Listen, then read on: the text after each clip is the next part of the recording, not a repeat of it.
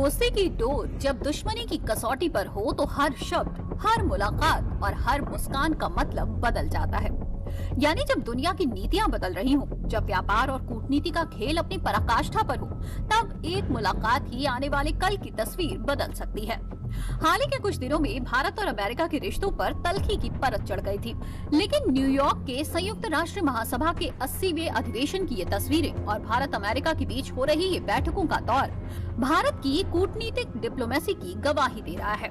सोमवार को न्यूयॉर्क में विदेश मंत्री एस जयशंकर और मार्को रूबियो के बीच की ये मुलाकात कोई साधारण मुलाकात नहीं है, बल्कि तनाव की दीवारों के बीच उम्मीद की किरण मानी जा रही है। भारतीय विदेश मंत्री एस जयशंकर ने सोमवार को न्यूयॉर्क में अमेरिकी विदेश मंत्री मार्को रूबियो से मुलाकात की। ये मुलाकात संयुक्त राष्ट्र महासभा यूएनजीए के 80वें सत्र के दौरान हुई। टैरिफ विवाद के बीच दोनों नेताओं की ये पहली मुलाकात है। दोनों के बीच भारत और अमेरिका के रिश्ते बेहतर करने पर बात हुई है। जयशंकर और रूबियो इससे पहले जुलाई में वॉशिंगटन में क्वाड की बैठकों में मिले थे। केंद्रीय मंत्री पीयूष गोयल भी इस वक्त बातचीत के लिए टीम के साथ वॉशिंगटन में मौजूद हैं।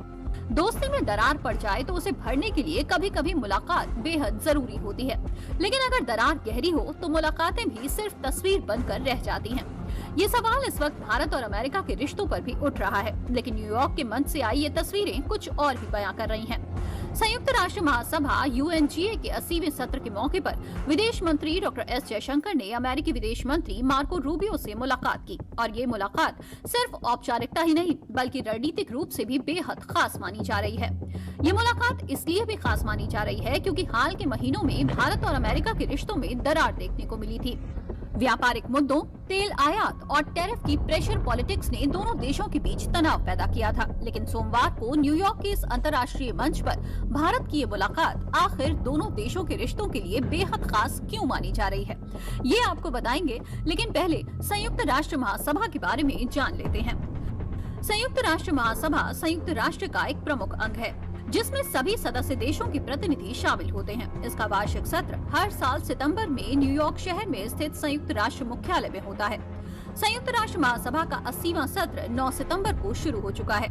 हाई लेवल जनरल डिबेट का पहला दिन मंगलवार 23 सितंबर को हुआ, जिसका मुख्य विषय एक साथ बेहतर शांति, विकास और मानवाधिकारों के लिए 80 वर्ष और अधिक हैं। जयशंकर और रूबियो ने करीब 1 घंटे तक बातचीत की। इस दौरान दोनों ने हिंद प्रशांत क्षेत्र में शांति और स्थिरता के लिए मिलकर काम करने का वादा भी किया। बैठक में खास तौर पर दोनों देशों के बीच क्वाड, भारत, अमेरिका, जापान और ऑस्ट्रेलिया के जरिए सहयोग को और बढ़ाने पर सहमति बनी। दोनों नेताओं के बीच हुई इस बैठक के बाद एस जयशंकर ने एक्स पर पोस्ट करके दोनों देशों के बीच आपसी सहमति पर जोर दिया। तो एस जयशंकर की पोस्ट के बाद रूबियो ने भी एक्स पर लिखा कि भारत अमेरिका के लिए बहुत अहम साझेदार है, यानी अमेरिका और भारत के बीच हाल में हुए तनाव के बाद दोनों देशों के बीच इस आपसी सहमति के मायने रिश्तों को एक नया मोड़ दे रहे हैं। डॉक्टर जयशंकर रविवार को न्यूयॉर्क पहुंचे थे। यहाँ उन्होंने अपनी बैठकों की शुरुआत फिलीपींस की विदेश मंत्री थेरेसा पी लाजारो से मुलाकात से की। वो 27 सितंबर को संयुक्त राष्ट्र महासभा के जनरल डिबेट में भारत का राष्ट्रीय बयान देंगे। इस बार महासभा की बैठक कई खास आयोजनों के साथ हो रही है, जिसमें यूएन की 80वीं वर्षगांठ, क्लाइमेट एम्बिशन समिट और बीजिंग डिक्लेरेशन की 30वीं वर्षगांठ शामिल है। एस जयशंकर और रूबियो के बीच हुई बातचीत में व्यापारिक नीतियों, क्वाड सहयोग और वैश्विक सुरक्षा जैसे अहम मुद्दों पर विस्तार से चर्चा हुई। ये चर्चा अभी आगे भी चलने वाली है। दोनों देशों के बीच इस बातचीत के जरिए ये साफ हुआ है कि भारत और अमेरिका न केवल द्विपक्षीय मुद्दों में बल्कि अंतर्राष्ट्रीय मंचों पर भी सहयोग और संवाद को प्राथमिकता देंगे। यानी ये बैठक दोनों देशों की समझ और भरोसे को मजबूत करने की दिशा में एक महत्वपूर्ण कदम साबित हो सकता है। इसके साथ ही अमेरिका और भारत के बीच जारी तनाव के बीच यूरोपियन के अमीर देशों के साथ समझौता करके भारत एक तीर से 2 निशाने साध रहा है।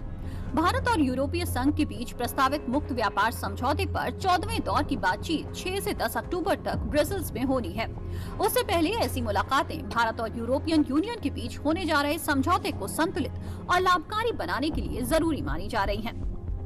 I think India is a very important part of the United Nations system. They are a great supporter of multilateralism, and the Secretary General has, I think, very good relations with the Indian government. We have a lot of Indian colleagues who work here with us, and India is an important voice within the UN system.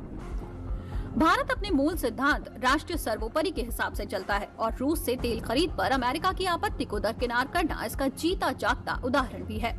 Bharat ने साफ कर दिया है कि वो अपने नागरिकों के हितों और ऊर्जा सुरक्षा पर किसी बाहरी दबाव में नहीं झुकेगा। भारत की ईयू के साथ मुलाकात भी दिखा रही है कि भारत अब पावर बैलेंसिंग की रणनीति अपनाता है, यानी भारत न तो पूरी तरह अमेरिका के पाले में है, न ही चीन या रूस के साथ एक तरफा जुड़ा है।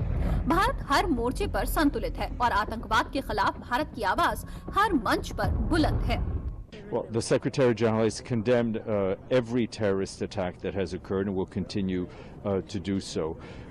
We have been very active through the Office of Counterterrorism, helping countries fight terrorism, not just through law enforcement, but on issues of travel bans and financial tracking.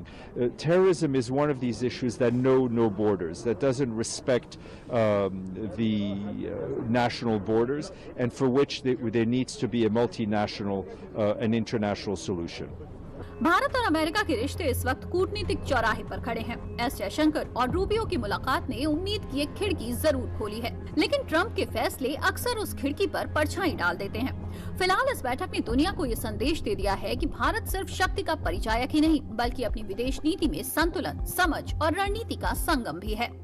New York के इस हलचल में ये मुलाकात भारत की कूटनीतिक मजबूती और वैश्विक मंच पर अपनी स्थिति को और मजबूत करने का एक बड़ा उदाहरण बनकर उभर रहा है।